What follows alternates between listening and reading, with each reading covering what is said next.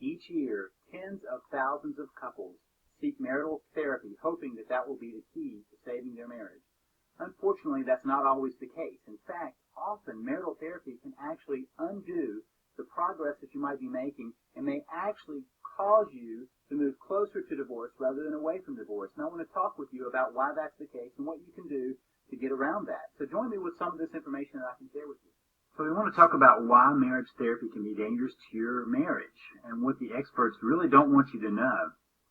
Each year, tens of thousands of couples seek marriage counseling hoping to save their marriages, and most will find it unhelpful, some will find it hurtful, and few will benefit. Half will still divorce. These are the statistics about marriage therapy that you may not have heard about. Of the couples attending therapy, half will end up divorced, which means they're no different than the general population, where about 50% of marriages end in divorce. So even those attending therapy have the same statistics. In fact, 75% of people who go to marital therapy say they have no measurable change in their relationship, and only 10 to 15% will report any positive change. Imagine a doctor saying to you that you need this procedure and there are some risks. There's a 50% probability that you will die. If you survive, there is a 10 to 15% chance that your condition will improve. And I would ask you, would you sign up for that? I would not.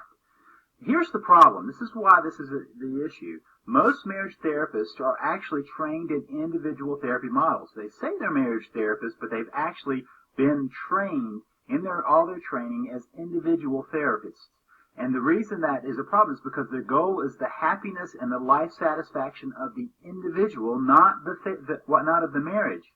Many don't even have any training in marital therapy. It's just happened that they had some couples who came to see them and they marketed themselves as marital therapists. There's no requirement for someone who says they're a marriage therapist to actually have training in marital therapy. And most want to be helpful, but they don't know how. This is not that they're out to be malicious, they just don't know what to do. Now, those that are trained in marital therapy work from the standpoint that the problem is communication. This is an age-old part of training as marital therapists. It's about communication because we're still working kind of from an individual model. Now we've added another person, so the issue must be about the communication between the two. Few couples really have communication as the root issue. Very few couples have that as the real issue.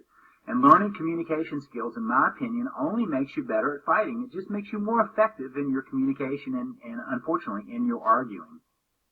Now, that doesn't mean that there's nothing that can be done. There are some good therapists out there. There are some good marital therapists out there. And here's a quick assessment for you. If you will ask the therapist that you're talking to, who is your client? If they give you any answer other than a variation on their client is your relationship, it's time to move on. In other words, a marital therapist should look at the situation as the relationship is what they're working on. It's not one or the other of you or communication or whatever. It's your relationship. That's one way to get a good, quick assessment to even see if their brain, their mind, is on the right target. And there are approaches that can help, that can get to the real issue. Now, the real issue is that perceptions of each other that are built on years of hurts and pains. In other words, we misperceive each other.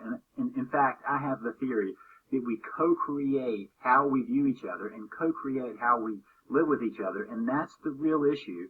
And to put it more bluntly, we're not creating a sense of connection, of being a team, of being a we. And in order to have success in a marriage, you have to create that sense of connection. You have to change the perceptions of each other.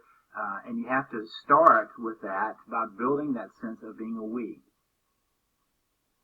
And there are alternatives, and there are alternatives that don't make your spouse defensive and resistant. I've had people say, oh, my spouse won't go to therapy, and so it's all lost. And sometimes I think the real problem is trying to get a spouse who doesn't want to go to therapy, drag them to that therapy office because they become defensive and they become resistant and they really dig their heels in and they don't make any change.